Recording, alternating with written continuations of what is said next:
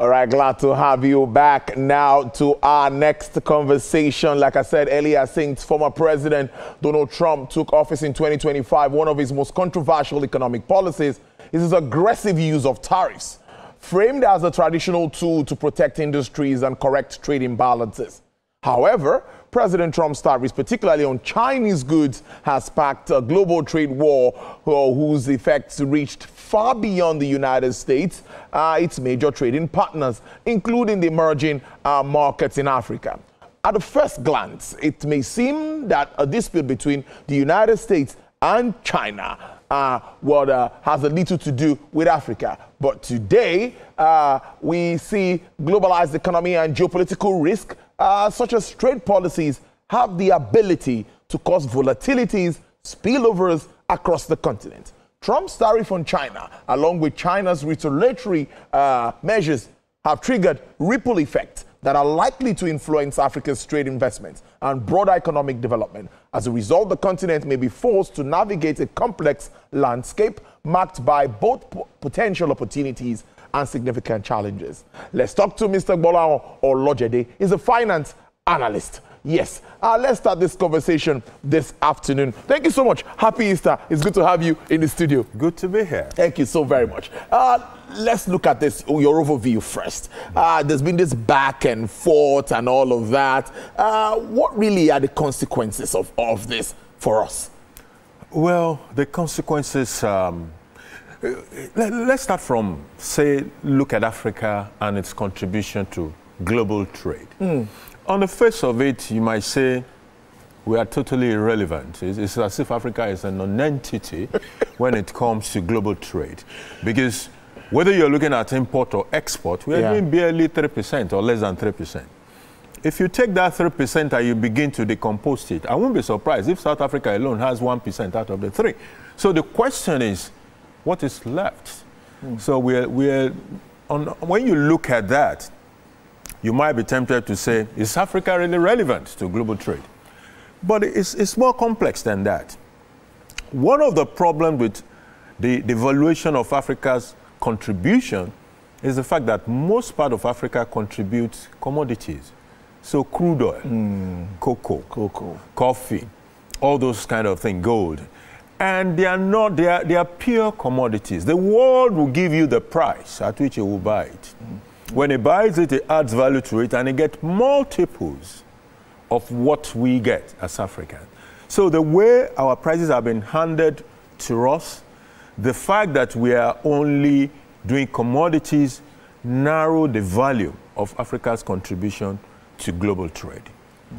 However, when you begin to think about how things like this tariff have affected oil price and the international market, you begin to see how, in spite of the little contribution, it will have a significant effect on, or it could have a significant effect on African continent. So countries like Nigeria, like Angola, that are dependent significantly on oil, will be impacted significantly as well. Good on the GDP side, yes, we have a lot of non-oil contribution and all of that. But when it comes to foreign exchange earnings, oil is very, very, very crucial to a country like Nigeria. Even when it comes to our revenue, oil is crucial. So that is part of how it has impacted Africa, in spite of the very small contribution of Africa to global trade as we have it today. That's a bit instructive, because really looking at it, we contribute more of commodities. I totally agree. I agree with you. And that takes me to the crude oil prices, which you've talked about, and what that means. If there is a significant drop and we don't ramp up production, where are we headed? You see, it would have been nice to say, okay, if we ramp up production, it might compensate for the drop in price. Yes, it will, only to a certain extent. If prices should go down too low, the first thing that will happen is that rigs will start to shut in, because our cost of production in some of this market, like the Nigerian market, is fairly high. So once the price gets as low as a particular point, people will shut in the field, the wells, and hang in there until price improves. Now, that will not be good for that increase in production that we're talking about. So that is a problem. But hopefully, things will not degenerate to that level where we have to start shutting in wells because we cannot produce profitably. Most of those equipment rigs are leased, all those things, a lot of leasing going on out there. So if you can't meet your cost of production, what's the point? Being in business. You're not in business. There's a slight advantage. If crude oil goes down, fuel, the product at the pump should also commensurably go down. Yeah, obviously. But to what extent? Because you might find out that even when fuel gets cheap, you're not going to drink it. So it is still important that government is able to earn foreign exchange. And if its major source of foreign exchange remain oil, it's important that the oil price remain at a certain level, or that it doesn't go below a certain level. Otherwise, it will impact government revenue, it will impact foreign exchange supply. If foreign exchange supply is impacted, it will impact our capacity to meet our foreign exchange obligations. By extension, we might have some depreciation of the naira. That won't be a good one at this time where we're having good ratings and, we're having good ratings. We've had some stability. Over several months. Over several months. Of that action. So it remains in the realm of some wishes, though I believe that over the next maybe 6 months, we'll see some stability even from the U.S. perspective. There is a lot of ding-dong going on. Yeah, true. Measures and countermeasures going on right now. Even, it's not as if the U.S. itself is setting out with sure foot. It's definitely not sure foot. So you can see, it will say, oh, something will take effect tomorrow. Then when tomorrow comes, we'll say in 90 days. There's a review, So it shows that even the exceptions in some cases too. Except in certain cases too. So they're not sure-footed. A lot of ding-dong, a lot of negotiations here and there will come to play. But I believe that over the next 6 months, we might see a measure of stability. Let's now look at the impact on markets. I was presenting, looking at the global markets earlier on the board there, and you would see that most of the markets were bleeding. Correct. And it's been happening since the Liberation Day. Liberation indeed.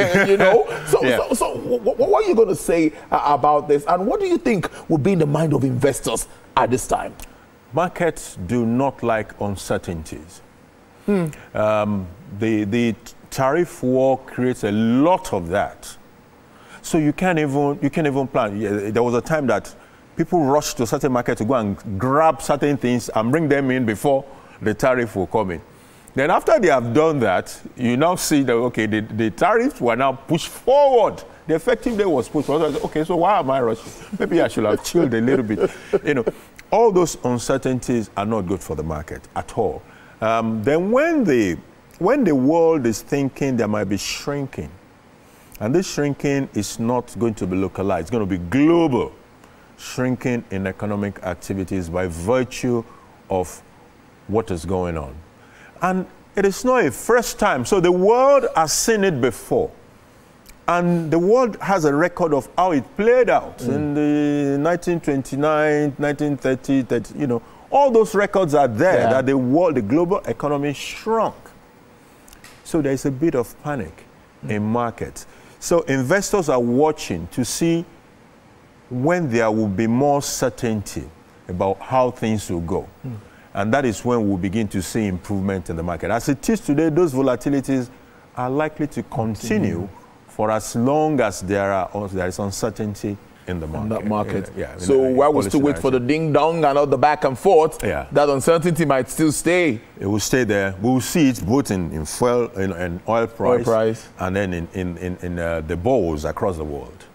Well, obviously, you already alluded to that in your first submission about this, how it affects exports and, of course, from Africa. But my question now would be, what other options do we have? I've had a discussion, or I've been in a forum where people suggested that it seems to be a time where we should start to think Nigeria think Africa? Is it a time to look back and start to think of how we can build capacity around ourselves? And that takes me the AfCFTA again. What are we looking at? What are the options we have if truly Trump decides to stand firm on this? Well, it's established that Africa does not trade with itself. Don't.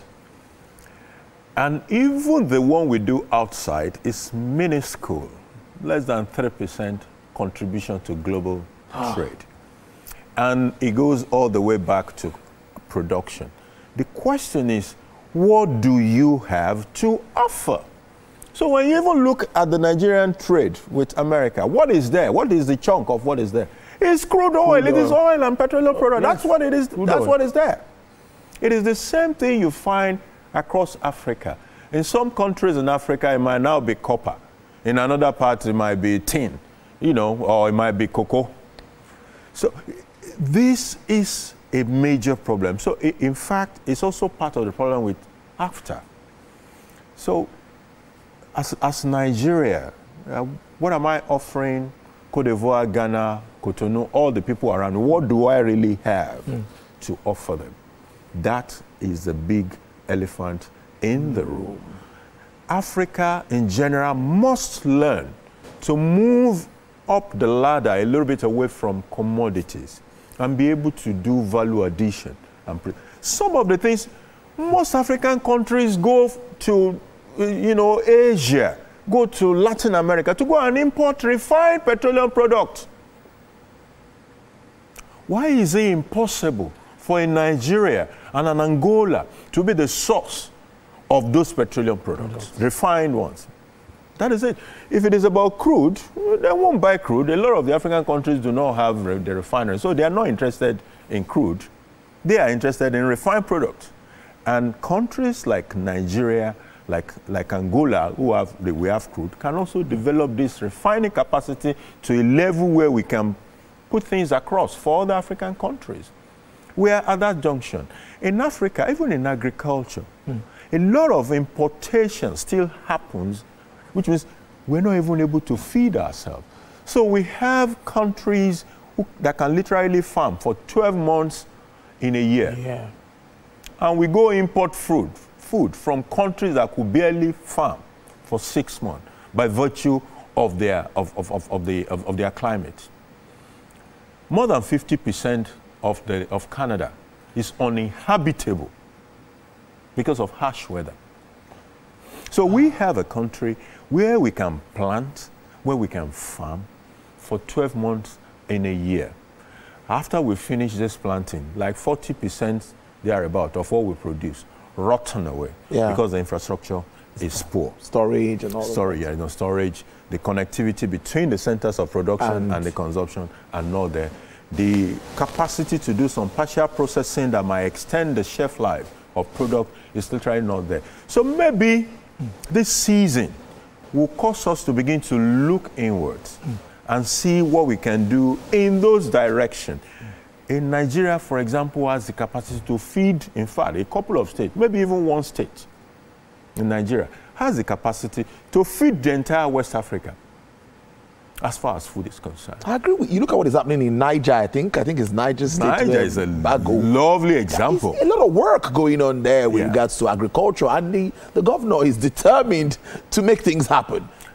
I hope it will continue along that trajectory, and that we will step up, not just limit ourselves to primary production, but also to see how we can step those things up. Because it is in stepping it up that we can become more relevant. Primary production doesn't cut it. But I love the fact that he has realized that he has arable land. Yeah, he does. Beside the arable land is River Niger. He has Niger, he has water, he has land, and that he can produce. Niger State alone, Niger is about 2.5 times the size of Israel. Yeah. It can feed West Africa. Wow. When you look at how much money Israel makes from agriculture, it will amaze you. This is a country where a chunk of the land is the Negev desert. You can't even grow anything there. So, you know, you even begin to wonder when they say it's a land that flows with milk and honey. You say, where is the milk and the honey in this desert that is here? but they are making milk and honey from that dry land that we have. How much more a blessed country, a country as blessed as Nigeria? Interesting conversation. Now, finally, China is giving it back to President Trump. So it's like a tit-for-tat thing. We're ready for you, whatever you want. But your thoughts around this and what that means? Is it going to be an issue of when two elephants fight, the grass suffers, a recession, a downturn? What do you think would happen moving forward? Okay. We'll delve a little bit into some geopolitics. Okay, go ahead, please. I don't think that the whole fight is about the rest of us. I think at the heart of that fight is China. China is a target. The days of bipolar world is not something that is interesting to China. I mean, to the U.S. There used to be the U.S. There used to be there was U.S. There used to be a USSR that has broken into pieces and is gone. Now there is a rise of China, which could be a power balance from that axis. But it is not in the interest of the U.S. that there should be two powers of that nature. It is the desire is for one, and that is the U.S. So we're going to see this, and China is conscious of that. So you will see intervention. U.S. will come all the way from the West, you know, and have some things to do with Hong Kong, with Taiwan. The question is, what's your business all the way from where you are coming from? What's your business with that? You know, but China is the real target. China is conscious of that, and is trying to remind the U.S. that look, things are different. From President Trump has had this idea. Not be today. Yeah. Yes. It's been a while. Yeah. You know? So China is trying to let him realize that things are not as it used to be when all those ideas were in your mind. Things have changed. So you throw left, I come back to you with right. And you know, there was this particular interview where Trump was saying, oh, he was expecting the Chinese guy to call him so that they can negotiate and all the rest. That call has not come, and nobody is sure whether it will come. But at some point, there will be a negotiation. Well, it looks pretty good. Like I said, recession or a slowdown across the globe, you think? There is a global... IMF was saying that too just a few days ago at the Springs meetings. There's no doubt about slowdown. Yes, there's no doubt about that. Slowdown. In fact, I think elements of that might already be in the space. Looks like just like it has not probably crystallized properly on the books, but it is there. Recession, we might be able to avert a recession, but slowdown is pretty close to us than we think. Finance expert, Mr. Gbolahan Olojede, interesting cover. Thank you so much for making it to the studio on this public holiday. We really appreciate this. We don't take this for granted. Thank you for coming in. Thanks for having me. It's a pleasure. All right, then. Well, let's look at some other stories.